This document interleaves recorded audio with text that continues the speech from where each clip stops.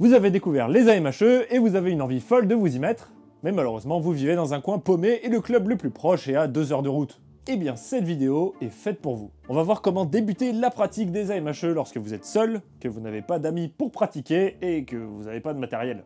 Pour commencer, on va faire un petit rappel de ce que sont les AMHE et la démarche de cette pratique. Parce que oui, si on veut s'y mettre, il faut bien comprendre dans quoi on va mettre les pieds. Les AMHE, c'est tout simplement l'étude et la mise en pratique des arts martiaux européens éteints. En gros, tous les arts martiaux, que ce soit avec ou sans armes, à pied, voire à cheval, qui ont été pratiqués de l'Antiquité jusqu'au XXe siècle. Mais bon, ça j'imagine que maintenant vous le savez. Il y a donc deux aspects distincts mais indissociables dans la pratique. La source. Parce que oui, les AMHE, ça ne repose pas sur du flanc et il faut bien s'appuyer sur quelque chose pour pouvoir pratiquer. Si on a la chance d'avoir une source directe comme un traité, le travail va être de le traduire si ce n'est pas fait, et ensuite de l'étudier et l'interpréter. Il y a évidemment des cas où on n'a pas de source directe, comme par exemple le combat viking ou la pratique de la gladiature, mais le sujet est beaucoup plus compliqué et on ne va pas parler de ça aujourd'hui. Et le deuxième aspect, c'est la pratique. Une fois la source étudiée, on n'a plus qu'à se munir d'un simulateur, d'un copain si possible, et mettre en pratique ce qu'on a compris et interprété du traité. D'abord lors de phases de discussion lente où on regarde vraiment l'aspect gestuel et technique, et puis une fois un travail d'interprétation satisfaisant, pourquoi pas après le mettre en pratique lors d'un sparring. Un combat quoi, avec évidemment le matériel adéquat pour être en sécurité. Les AMHE c'est donc à la fois une pratique physique, presque sportive pour ceux qui sont à la recherche de performance, et une pratique culturelle et cérébrale. Car il faut prendre le temps de comprendre des gestes dans des lignes de texte qui ne sont pas très souvent accompagnés d'iconographie. Bon, aujourd'hui l'activité a pris de la bouteille et si on veut, on n'est même plus obligé de passer par cette phase d'interprétation. Parce que vous pouvez tout aussi bien suivre les cours d'un instructeur, si je puis dire, et puis tout simplement vous amuser à pratiquer comme vous pratiqueriez un autre art martial. Moi personnellement, je vois aucun problème à ça. Mais bien sûr, rien ne vous empêche de vous questionner sur les sources, c'est même recommandé et ça rend la pratique quand même un petit peu plus intéressante. Mais malheureusement, dans le cadre de cette vidéo, vous avez pas tout ça. On est seul chez soi, on n'a pas de copains et surtout pas de simulateur et pas la thune de s'en payer. Du coup, que faire? Pour commencer, il faut faire son propre simulateur qui va vous coûter seulement quelques euros et quelques minutes. Alors là, du coup, on se calme parce que bon, des simulateurs en AMHE, il y en a de tout type. Et bien de manière très arbitraire et surtout pour des raisons pratiques, on va faire un simulateur d'épée longue. D'une part, je trouve que c'est l'arme idéale pour commencer à appréhender le combat armé. Car elle reste quand même assez simple dans sa conception et sa pratique, et elle permet après de glisser vers des armes un peu plus spécifiques, comme par exemple la rapière ou l'épée bocle. De plus, c'est une arme pour laquelle on trouve énormément de sources et qui est très populaire dans le milieu des AMHE. Et pour ceux qui ne font pas des AMHE, je trouve que c'est une arme qui leur parle beaucoup. Quoi? Ouais, moi je trouve aussi. Donc à mon sens, et ça c'est très personnel, je trouve que c'est une des armes les plus adaptées pour commencer la pratique des AMHE. Du coup, de quoi avez-vous besoin pour vous faire un simulateur d'épée longue? C'est un simulateur d'un simulateur.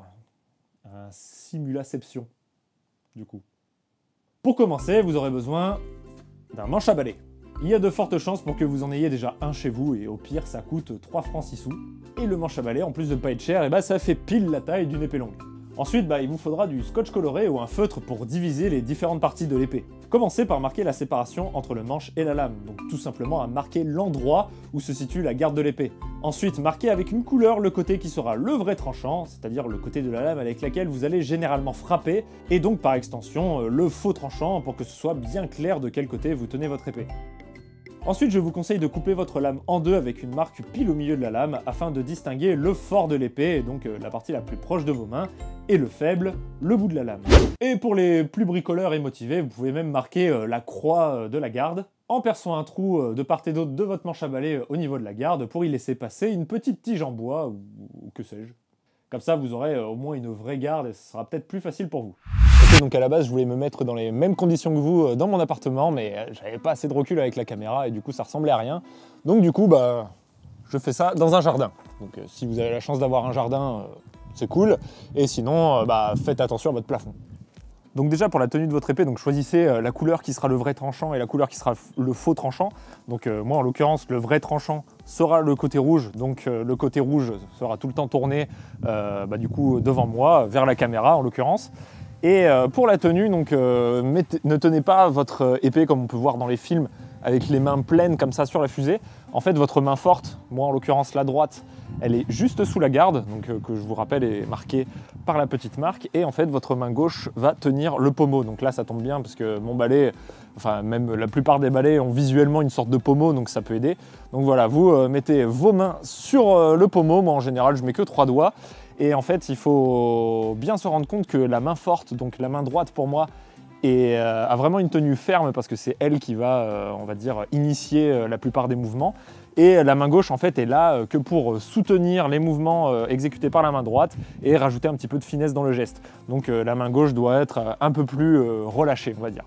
Ok, donc là, au niveau de la posture en elle-même, il va falloir que vous y alliez à tâtons parce que, en fait, c'est en fonction de votre morphologie. Il y a juste 2-3 règles à respecter, comme par exemple ne pas se tenir droit comme un i et avoir un faible écart de jambe, parce que du coup, vous n'aurez aucune stabilité dans vos mouvements. Donc le mieux, moi ce que je vous conseille, c'est d'avoir la jambe gauche bien devant pour du travail statique, la jambe droite derrière. Si vous êtes droitier, si vous êtes gaucher, vous faites l'inverse. Vous mettez un écart avant-arrière d'environ 1 mètre et un écart sur les côtés de la taille d'un pied et demi à peu près. Ensuite, vous descendez votre centre de gravité pour trouver vraiment la posture dans laquelle vous êtes le plus à l'aise. Il faut que vous soyez quand même relativement confortable, mais bien stable. Et bon, faut quand même faire bosser un petit peu les jambes. Donc voilà, au fur et à mesure de l'exercice, si vous avez besoin de relâcher vos jambes, n'hésitez pas à vous détendre un tout petit peu et puis après à vous remettre en position. Prendre le temps de bien le faire, c'est important pour que ça devienne un automatisme. Au niveau de l'orientation des pieds, le pied gauche est tourné droit devant et moi j'ai tendance à mettre mon pied droit arrière environ tourné à 45 degrés. Comme ça me permet de pouvoir bouger dans toutes les directions sans être trop gêné. Et une fois que vous êtes bien à l'aise avec vos jambes, pensez à aussi garder votre dos bien droit, déjà parce qu'on est fier de ce qu'on fait et ça évite surtout les problèmes de dos. Ne vous tenez pas voûté, les épaules rentrées, ouvrez votre cage thoracique, tenez-vous le dos bien droit, la tête bien droite et comme ça vous serez bien à l'aise et ça vous évitera vraiment des douleurs. Avant de commencer à vous expliquer en détail comment on donne des coups sur chaque axe, pensez que lorsque vous donnez un coup, il faut vraiment que vos bras soient tendus. Parce qu'on a souvent tendance à n'engager que les avant-bras et faire des gestes comme ceci. Mais non, moi je veux vraiment que vous engagiez tout votre bras, que vous utilisiez tout votre bras et tout votre corps aussi, mais bon, ça on le verra plus tard. Donc déjà, pensez à bien tendre vos bras pour tous les coups qu'on va voir aujourd'hui. Donc maintenant que vous savez à peu près comment vous tenir et que vous avez votre simulateur, on va enfin voir comment mettre des coups. Pour vous aider à donner les coups, vous avez plusieurs possibilités. Soit vous imprimez ceci qui est en fait une représentation de toutes les trajectoires qu'il est possible de faire avec une épée. Le modèle de base, il a été fait par le copain de French et Maboy, mais du coup je l'ai remanié à la sauce entrée en lice. Mais du coup voilà, c'est son travail à lui. Les trajectoires sont au nombre de 10, 11 si on compte les stocks au centre. Mais du coup, on va pas du tout s'intéresser à toutes les trajectoires. Là où commence le chiffre, par exemple là on voit le 1 et là on voit le 2, et c'est là où commence la trajectoire. Donc si je vous dis de frapper en 1, ça veut dire que l'épée va entamer sa trajectoire là où il y a le chiffre. Si vous n'avez pas d'imprimante, vous pouvez tout simplement reproduire ce symbole chez vous sur une feuille de papier blanche. Je pense que c'est important que vous ayez ceci pour commencer parce que ça va vraiment vous aider à faire quelque chose de propre. Et idéalement, si vous aviez un miroir, c'est encore plus parfait parce que comme ça, vous pouvez vous regarder en même temps. Il n'y a rien de narcissique là-dedans, mais quand on fait de l'exercice physique, c'est super bien d'avoir un miroir pour pouvoir s'auto-corriger, surtout que vous n'avez pas de partenaire. Donc dans un premier temps, on va regarder comment mettre des coups sur les axes 1 et 2, en fait, qui sont les coups les plus classiques qu'on a tendance à faire en combat. Après, on verra les coups sur les axes 3 et 4, 5 et 6 et 7 et 8. Pour faciliter la vidéo, je vais parler en tant que droitier, mais si vous êtes gaucher, du coup, vous faites tout l'inverse de ce que je dis. Donc vous prenez le temps de bien reprendre votre posture, vous posez votre épée sur votre épaule droite, et maintenant on va frapper en 1. Dans un premier temps, on va vraiment déconstruire le mouvement et le voir petit à petit. Donc là, vous imaginez que vous avez la cible devant vous, donc prenez bien le temps de prendre la distance pour pas taper sur le mur, évidemment. Et ensuite, vous lancez votre épée vers l'avant en formant une diagonale, donc tout simplement, vous suivez l'axe que vous voyez devant vous. Et vous vous arrêtez au milieu pour le moment, et vous faites ça plusieurs fois, tout doucement. Si vous vous rendez compte en faisant le mouvement voilà, que vous n'êtes pas bien au niveau de votre posture, et corrigez-la. Et pour l'instant, vous continuez, vous vous contentez de ne faire bouger que vos bras. Une fois que vous êtes à l'aise avec votre mouvement, vous recommencez, vous vous arrêtez bien au milieu, vous finissez votre geste et vous arrivez sur l'épaule gauche. Donc au niveau du geste pour retourner sur l'épaule gauche, c'est tout simple, vous laissez tomber votre épée sur le côté et vous la remettez tout simplement sur l'épaule gauche. Donc pour ramener l'épée à l'épaule gauche, faites attention à bien finir votre mouvement de tranche avant de la ramener. Ne commencez pas à commencer la rotation avant, parce que du coup, vous ne faites pas votre tranche. Donc on fait le geste, on termine bien le mouvement et là on laisse tomber l'épée sur le côté et on la ramène à l'épaule. Et une fois que vous êtes à votre épaule opposée, vous faites l'inverse sur l'axe 2.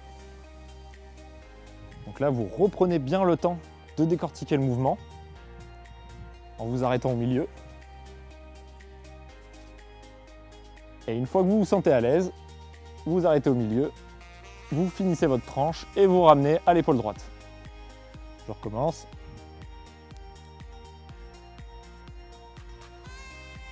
Et ensuite, vous pouvez enchaîner en faisant une taille sur le 1, puis une taille sur le 2.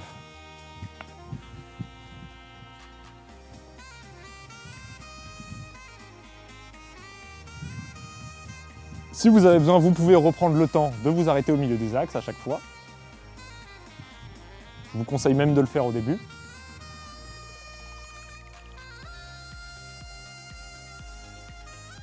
Ok, donc maintenant, si vous êtes vraiment à l'aise, on va rajouter une petite subtilité dans le mouvement, c'est le mouvement de hanche. En fait, quand vous lancez votre coup, il faut que votre hanche suive un petit peu votre geste.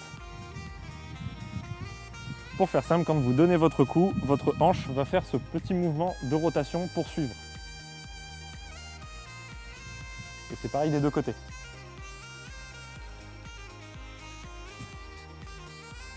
Mais attention, par contre, ça ne veut pas dire qu'il faut se tourner complètement et se retrouver de profil, parce que ça, c'est quelque chose que je vois souvent chez les débutants, où quand on lance son coup, on a tendance à se tourner un petit peu trop, et ça, faut pas le faire. Gardez à l'esprit que vous avez envie, au début en tout cas, dans cette situation-là, de garder vos deux épaules en face de votre adversaire. C'est pour ça que du coup, avoir un miroir, c'est cool, parce que comme ça, vous pouvez vous auto-corriger et vous rendre compte si jamais vous vous tournez trop. Donc du coup, vous pouvez recommencer votre geste sur l'axe 1 et l'axe 2 en essayant aussi d'ajouter ce petit mouvement de hanche. En gros, ça donne un truc comme ça.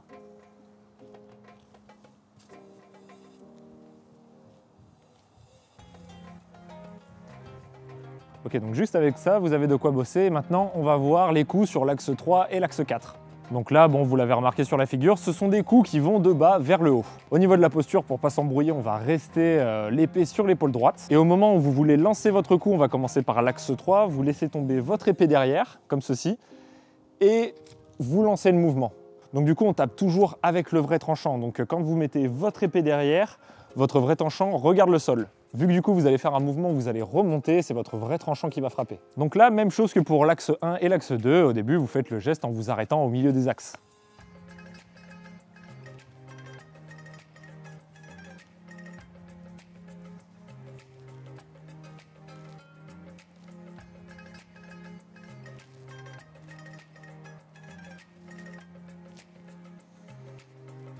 La même chose, vous pouvez finir votre coup de taille en finissant en haut. Vous vous arrêtez encore une fois au milieu, puis après vous laissez l'épée partir en l'air et vous la ramenez à l'épaule. Donc là c'est pareil, faites attention à bien finir votre coup de taille avant de tourner l'épée et la ramener à l'épaule.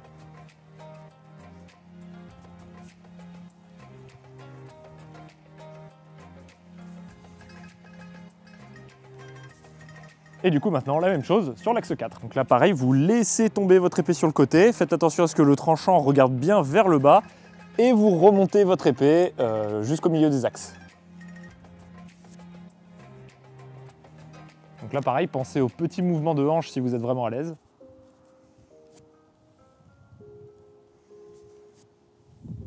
Et après vous pouvez finir votre coup de taille.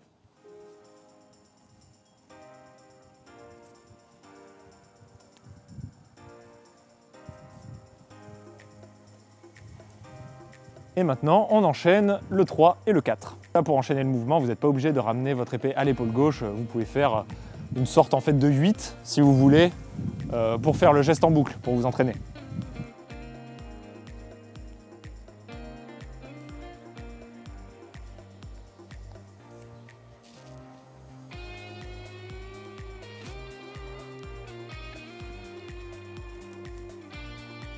Donc là, on a vu les 4 axes par lesquels on frappe assez fréquemment. Et maintenant, si vous êtes assez à l'aise et que vous avez répété chaque coup sur chaque axe, et vous pouvez enchaîner les 4.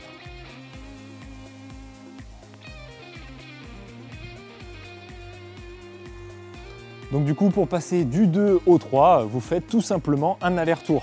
Donc quand je fais mon 2, mon épée va terminer en bas à droite et je la ramène. Et après, je finis l'enchaînement et je ramène à l'épaule droite.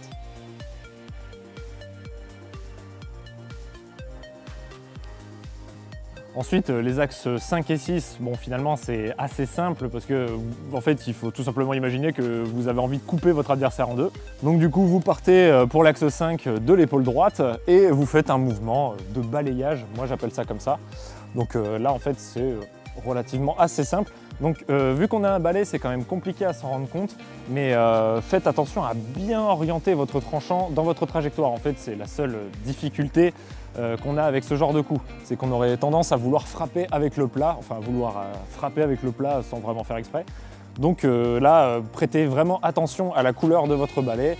Moi, regardez, je fais vraiment attention à ce que le rouge soit bien orienté sur la trajectoire. Donc vous pouvez vous arrêter au milieu pour voir si c'est bon, vous ramenez à votre épaule et vous faites pareil de l'autre côté. Ensuite, pour les axes 7 et 8 qui forment la verticale, et ben vous pouvez vous tenir en garde du toit, on appelle ça en escrime germanique, ou rester l'épée à l'épaule droite, c'est comme vous voulez, mais de toute façon vous allez devoir passer par cette posture pour faire le coup. Donc vous pouvez démarrer directement comme ça et vous faites tout simplement un coup comme si vous mettiez un énorme coup de marteau sur la tête du mec.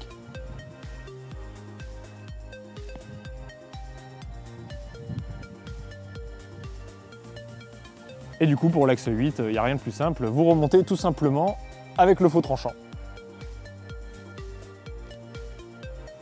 Donc voilà, une fois que vous avez travaillé tous les axes et que vous êtes à peu près à l'aise, vous pouvez vous amuser à faire des enchaînements improvisés, on va dire.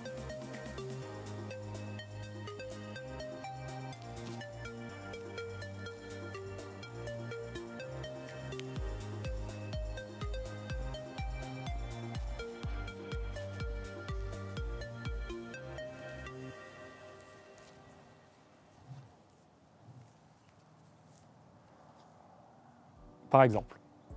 Donc voilà, je pense que déjà là vous avez pas mal à faire pour bosser tous ces axes, donc on va s'arrêter là pour cette vidéo. Mais par contre, il y a un truc que je vous conseille très fortement de faire avant de pratiquer, c'est d'aller regarder la vidéo Longsword Warm-Up de French et Maboy, où en fait ils montrent tout simplement un échauffement que l'on peut faire à l'épée longue. À la base, je voulais vous proposer mon propre échauffement, mais je trouve que le sien est un très bon échauffement, donc je vous conseille à chaque fois de le faire avant de commencer à pratiquer. Prenez bien le temps de la regarder parce qu'il y a quelques gestes qui peuvent paraître compliqués pour un débutant, mais essayez pas de copier à 100% les gestes qu'il fait, faites comme vous le sentez et vous verrez qu'en fait au fur et à mesure vous allez de plus en plus vous rapprocher de la gestuelle qu'a French et Maboy dans la vidéo. Et je me dis qu'il faut que j'arrête de tourner en plein soleil parce que j'ai toujours les yeux noirs.